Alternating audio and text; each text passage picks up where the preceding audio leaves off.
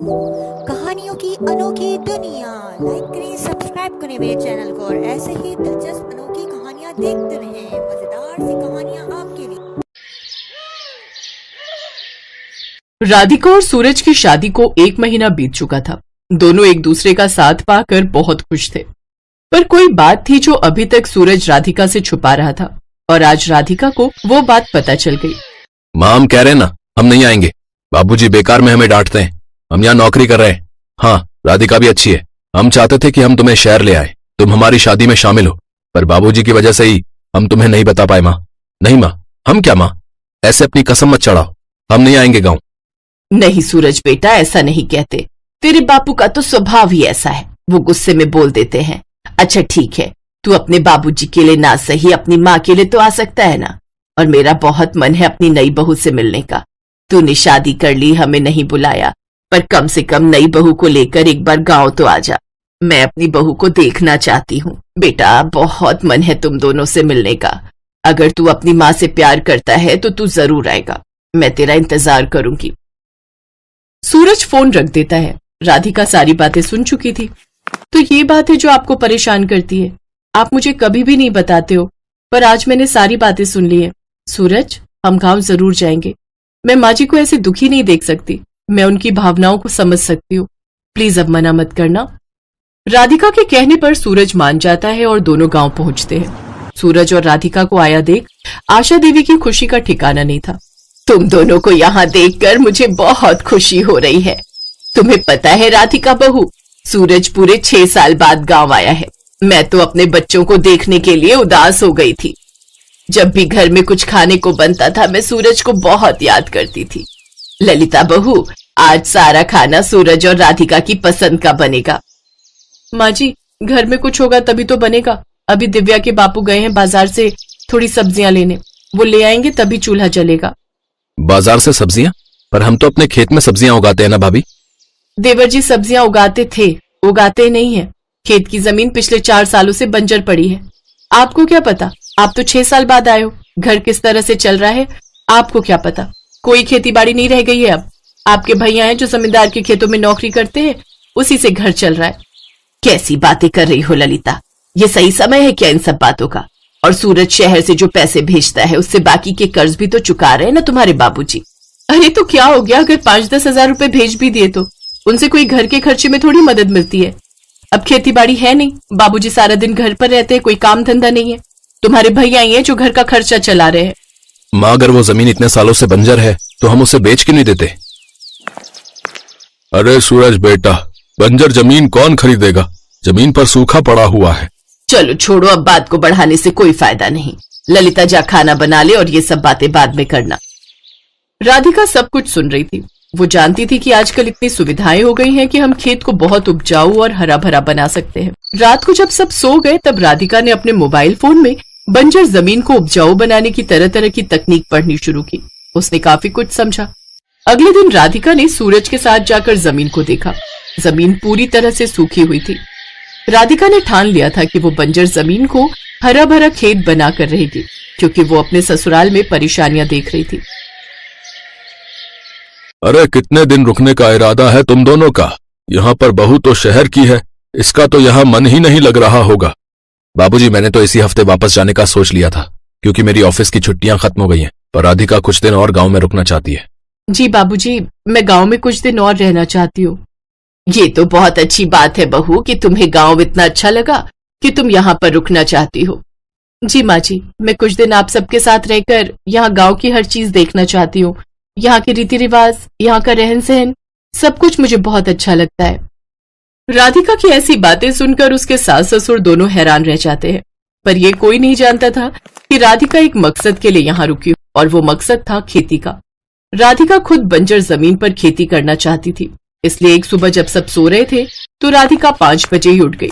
राधिका खेत पर गई और जैसे जैसे उसने पढ़ा वैसे वैसे ही वो जमीन पर खेती करने लगी। धीरे धीरे करके आसपास के खेतों पर काम करने वाले आने लग गए। उन्होंने जब खेत पर राधिका को काम करते देखा तो सब आपस में बात करने लगे। अरे राम प्रसाद जी के खेत पर ये कौन है? पहले तो कभी गांव में नहीं देखा। अरे ये राम प्रसाद जी की छोटी बहू है, शहर से आई है। अभी कुछ दिनों पहले ही राम प्रसाद के छोटे बेटे की शादी हुई थी ना। अरे नई बहू पहली बार गांव आई है भाई। पर ये नई बहू यहाँ बंजर खेत पर क्या कर रही है? लग तो ऐसा रहा है कि ये खेत पर कोई काम कर रही है, मानो खेती कर रही हो। अरे हमें राम प्रसाद जी से इस बारे में बात करनी चाहिए भाई। सब गांव वाले राम प्रसाद के घर जाकर बात करते हैं। इतनी देर में राधिका भी घर आ जाती है। राधिका के कपड़ों पर मिट्टी लगी हुई थी। बहू, ये गांव वाले सब क्या कह रहे हैं? तुम हमारे खेत पर गई थी और ये तुम्हारे कपड़ों पर, हाथ पैरों पर मिट्टी कैसे है? माँ जी, मैं खेत पर काम करने गई थी, वहाँ की मिट्टी साफ कर रही थी। मैं खेती करना चाहती हूँ माँ जी, मैं बंजर जमीन को फिर से हरा भरा खेत बनाना चाहती हूँ। मैंने सब कुछ समझ लिया है। बस कुछ ही दिनों में हमारे बंजर खेत पर हरी भरी फसल लहराने लगेगी, पर उसके लिए मुझे आप सबकी सहायता चाहिए। तुम्हें लगता है कि हमारा बंजर खेत खेती करने लायक है? तुम कैसी बेवकूफी भरी बातें कर रही हो बहू। ये गांव है, यहाँ के खेतों में सालों मेहनत करनी पड़ती है, तब जाकर खेती उगती है, और तुम एक बंजर खेत पर खेती उगाने की बात कर रही हो। राधिका, तुम ये सब छोड़ दो, क्यों परेशान हो रही हो? आप सब बस मुझे 15 दिन का समय दो। अगर 15 दिन में मैंने बंजर जमीन को ठीक नहीं कर दिया तो मैं वापस शहर चली जाऊंगी। फिर आप सबको मेरी वजह से कोई परेशानी नहीं होगी। पर अगले 15 दिनों तक मैं जमीन पर अपने हिसाब से खेती करना चाहती हूँ। मेरी तो जुबान भी नहीं खुलती बड़ों के आगे, और इसे देखो सबके आगे कैसे बातें कर रही है।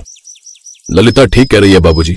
हम तो आज तक अपने खेत पर खेती नहीं कर सके, और ये शहरी होकर खेती करके दिखाएगी, नामुमकिन है। तुम दोनों चुप करो। और तुम राधिका बहू, अगर तुम्हारी ऐसी इच्छा है तो यही सही। बस 15 दिन का समय है तुम्हारे पास। अगर इतने दिनों में तुमने खेती करके नहीं दिखाई तो अगली ट्रेन से ही वापस शहर चले जाओगे। हाँ, और हमें हमारे हाल पर छोड़ दोगे, ठीक है? थैंक यू बाबूजी, आपने मुझ पर विश्वास किया, मेरे लिए यही काफी है। अब राधिका को बहुत मेहनत करनी थी। राधिका रोजाना सूरज के साथ खेत पर जाती और घंटों खेत पर मेहनत करती। धीरे धीरे राधिका की मेहनत रंग लाई और 15 दिन बाद एक ऐसा खेत तैयार हो गया जहाँ पर बढ़िया खेती की जा सकती थी। राधिका के ससुर ने जब उसकी मेहनत देखी तो वो बहुत खुश हुए। कुछ महीनों बाद बहुत बढ़िया फसल पककर तैयार हो जाती है। अब राधिका की मेहनत के कारण बंजर खेत पर हरी भरी फसल लहरा रही थी। मुझे गर्व है राधिका हमारे घर की बहू है। जीती रहो बहू, सदा खुश रहो।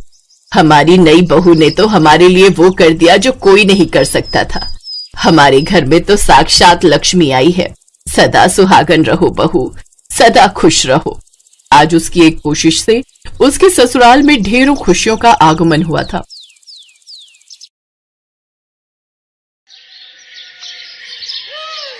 चांदनी का पति उमेश अंडे बेचने का व्यापार करता था। उसके पास काफी मुर्गियां थी जो ताजे और बढ़िया अंडे देती थी। उमेश की दुकान पर अंडे खरीदने वालों की भीड़ लगी रहती थी। उमेश की अंडों की दुकान के सामने ही शेखर की भी अंडों की दुकान थी, पर शेखर अंडे बाजार से खरीद कर बेचता था, इसलिए लोगों को उमेश की दुकान के ही अंडे पसंद आते थे। अरे उमेश भैया, तुम्हारी मुर्गियों के अंडे खाकर ही अब हमारा नाश्ता पूरा होता है। बहुत ही बढ़िया अंडे होते हैं। शुक्रिया भैया, ये लो आपके अंडे पैक कर दिए। तुम तो सारा दिन दुकान पर मक्खियां मारते रहते हो, और ये उमेश कमा कमा कर बहुत आगे बढ़ गया है। ये लो, रोटी लाई थी, खा लो। मुझे कुछ करना ही होगा। इसकी दुकान पाली हुई मुर्गियों के कारण ही चल रही है। मुझे इन मुर्गियों के बारे में ही कुछ सोचना होगा। शेखर रात में मौका देखकर उमेश की पाली हुई सारी मुर्गियों को खुला छोड़ देता है। अगले दिन उमेश मुर्गियों को जब गायब देखता है, उसके होश उड़ जाते हैं। हे भगवान, मेरी मुर्गियां कहाँ गई? सारी मुर्गियां गायब है। माँ, चांदनी, जल्दी आओ, हम तो बर्बाद हो गए। हमारी सारी मुर्गियां न जाने कहाँ चली गई। हे भगवान, ये क्या हो गया? लगता है किसी ने रात में मुर्गियों को ताला तोड़कर खुला छोड़ दिया। कोई तुम्हारे काम से ईर्ष्या करता है, उसी ने ये सब किया है। पता नहीं कौन मुझसे अपनी दुश्मनी निकाल रहा है। उमेश उदास मन से अपनी दुकान की ओर जाता है, पर वहाँ तो शेखर की दुकान पर अंडे खरीदने वालों की भीड़ लगी देखकर वो हैरान रह जाता है। क्या हुआ उमेश भाई, हैं? आज तुमने दुकान नहीं खोली क्या? तुम्हारी मुर्गियों ने अंडे नहीं दिए क्या? हैं? मुझे सब पता है, ये शेखर का ही किया धरा है। मेरे पास इसे पकड़ने के लिए कोई सबूत नहीं है, इसलिए मेरा इस वक्त चुप रहना ही ठीक है। उमेश बहुत परेशान रहने लगा था। उसकी मुर्गियां खो जाने से उसके पास अब कोई भी काम नहीं रह गया था। शेखर दिन पर दिन अपनी दुकान पर अंडे बेचकर पैसे कमा रहा था। उमेश को इस तरह मायूस देखकर चांदनी और उसकी सास बहुत दुखी थी। एक दिन चांदनी ने अपनी सास सुधा से कहा, माँ जी, मेरी ये सोने की अंगूठी रखी है, चलिए हम इन्हें बेचकर कुछ नई मुर्गियां खरीद लाते हैं और इनको दे देंगे। जब तक मुर्गियां नहीं होंगी तब तक काम शुरू नहीं हो सकता। तुम जैसी बहू जिस घर में हो वो घर स्वर्ग से कम नहीं है। ठीक है बहू, हम मुर्गियां खरीदने चलते हैं। अरे माँ जी, आज तो बाजार ही नहीं लगा। पता किया है अब 1 हफ्ते बाद ही बाजार लगेगा। अब क्या करें? अब 1 हफ्ते तक उमेश खाली कैसे बैठेगा? क्या करें माँ जी, अब 1 हफ्ते का इंतजार तो करना ही पड़ेगा। मेरे पास तुम्हारी समस्या का हल है। मैं जानती हूं तुम किस परेशानी से गुजर रही हो। आप कौन है और आपको कैसे पता कि हमारी परेशानी क्या है? मैं एक जादूगरनी हूं और मैं दुखी लोगों की सहायता करती हूं। अच्छा, तो फिर आप हमें हमारी परेशानी का हल बता दीजिए जादूगरनी जी। लगता है तुम दोनों सास बहू में बहुत प्रेम है और ऐसे रिश्तों को देखकर मुझे बड़ी खुशी मिलती है। मैं जानती हूं तुम यहाँ मुर्गियां खरीदने आई थी और बाजार बंद देखकर यहाँ से वापस लौट रही थी। मैं तुम्हें ऐसे बीज दूंगी जिसकी सहायता से तुम अंडे की खेती कर सकती हो और उसके लिए तुम्हें मुर्गियों की भी जरूरत नहीं पड़ेगी। क्या? अंडे की खेती? पर वो कैसे हो सकती है? ऐसे कौन से बीज हैं जिनसे अंडे पैदा हो सकते हैं? ये रहे वो बीज। इन्हें अपने घर के आंगन में डाल देना और फिर ये बीज अपना जादू दिखाना शुरू कर देंगे। पर ध्यान रहे, एक दिन में 5 बीज ही तुम्हें जमीन पर डालने हैं, वरना अनर्थ हो जाएगा। आप चिंता मत करो, हम इस बात का ध्यान रखेंगे। घर जाकर चांदनी और उसकी सास सारी बात उमेश को बताती हैं और जादूगरनी के दिए बीजों को अपने घर के बाहर बने आंगन की मिट्टी में डाल देती हैं। माँ, चांदनी, तुमने कभी सुना है कि अंडों की भी खेती हो सकती है? तुमने उस जादूगरनी पर कैसे विश्वास कर लिया? इन बीजों में कितना जादू है, अब ये तो कल ही पता चलेगा। अगले दिन उमेश जब सोकर उठता है तो वो हैरान रह जाता है। ये तो सचमुच हमारे घर के आंगन में अंडों की खेती हो गई है। पेड़ों पर अंडे उगाए हैं। मैंने तुम्हें कहा था ना कि ये बहुत चमत्कारी बीज हैं। रोजाना के 5 बीज डालने से अगले दिन 500 अंडे उगाएंगे। हाँ, ये तो सचमुच जादू हो गया। अब हम घर के आंगन में ही अंडों की खेती कर सकते हैं। उमेश बेटा, अब तुम्हें घबराने की कोई जरूरत नहीं है। हमारे घर के आंगन में अंडों की खेती होगी और फिर तुम उन अंडों को अपनी दुकान पर बेच दिया करना। ऐसे तुम्हारा काम फिर से चल पड़ेगा। तुम सही कह रही हो माँ, अब मैं फिर से अपनी दुकान पर अंडे बेच सकता हूँ और ये सब आप दोनों के कारण ही संभव हो पाया है। चांदनी और उसकी सास रोजाना घर के आंगन में बीज डाल देती और अगले दिन 500 अंडे घर के आंगन में उगाते। धीरे धीरे फिर से उमेश का काम चल पड़ा। अब तो उमेश अपनी दुकान के अलावा बाहर की दुकानों पर भी अंडे की सप्लाई करने लगा। उमेश का काम फिर से अच्छा चलते देख शेखर ईर्ष्या से भर गया। जब उसे सच्चाई पता चली तो वो अपनी पत्नी से बोला, तुम्हें किसी भी तरह उमेश के घर जाना है और वो जादुई बीज चुरा कर लाने, समझी ना, ताकि हम उन जादुई बीजों से अंडे की खेती कर सकें। तुम चिंता मत करो, मैं चाय पीने के बहाने जाऊंगी और मुट्ठी भरकर बीज चुरा लाऊंगी, फिर तुम भी रोजाना अंडे की खेती करना। शेखर की पत्नी बहाने से चांदनी और उसकी सास के पास जाती है और बातों ही बातों में बीज चुराकर घर लौट आती है।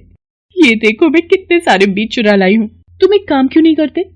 तुम मुट्ठी भर के बीज आंगन में डाल दो। जितने ज्यादा अंडे होंगे उतनी ही ज्यादा कमाई होगी। शेखर अपनी पत्नी के कहने पर एक नहीं बल्कि 2 मुट्ठी भरकर बीज आंगन में फैला देता है और जादूगरनी के कहे अनुसार अगले दिन जब शेखर और उसकी पत्नी सोकर उठते हैं वो घबरा जाते हैं। उनका पूरा घर अंडों से भरा हुआ था और दोनों अनेकों अंडों के बीच में दबे हुए थे। तभी अचानक शेखर की दुकान का नौकर ये सब देख लेता है। अरे कोई जल्दी से जाओ और उमेश को बुलाकर लाओ। ये सब कैसे हो गया? माँ, चांदनी, ये दोनों तो इन अंडों के ढेर के नीचे दबकर मर जाएंगे, इनकी मदद करो। तभी वहां जादूगरनी आ जाती है। तुम दोनों सास बहू को शायद पता नहीं, शेखर की पत्नी ने तुम्हारे घर से बीज चुराए थे, पर ये दोनों नहीं जानते कि लालच का फल बुरा होता है। इन दोनों ने चोरी की है, इसकी सजा मैं इन्हें जरूर दूंगी। नहीं नहीं जादूगरनी जी, इन दोनों को माफ कर दीजिए। हमें इनसे कोई बैर नहीं, ये हमारे पड़ोसी हैं, इसलिए हम इनका बुरा होते नहीं देख सकते। हाँ जादूगरनी जी, इन दोनों को छोड़ दीजिए। उमेश, मुझे माफ कर दे। मैंने ही तेरी सारी मुर्गियां छोड़ दी थी ताकि तू बर्बाद हो जाए, पर आज तुम सब हमारी जान बचाने के लिए खड़े हो। आज तो मैं तुम दोनों को छोड़ रही हूँ, लेकिन अगर दोबारा तुमने जीवन में लालच किया या किसी को नुकसान पहुंचाने की कोशिश की तो मैं तुम दोनों को बिल्ली बना दूंगी और अपने पास कैद करके रखूंगी। शेखर को अपनी भूल का पछतावा होता है। वो सबसे माफी मांगता है और दोबारा ईर्ष्या न करने की कसम खाता है। उस दिन के बाद से चांदनी और उसकी सास दोनों अंडे की खेती करने लगी और उमेश उन अंडों को बाजार में बेचकर अच्छे पैसे कमाने लगा।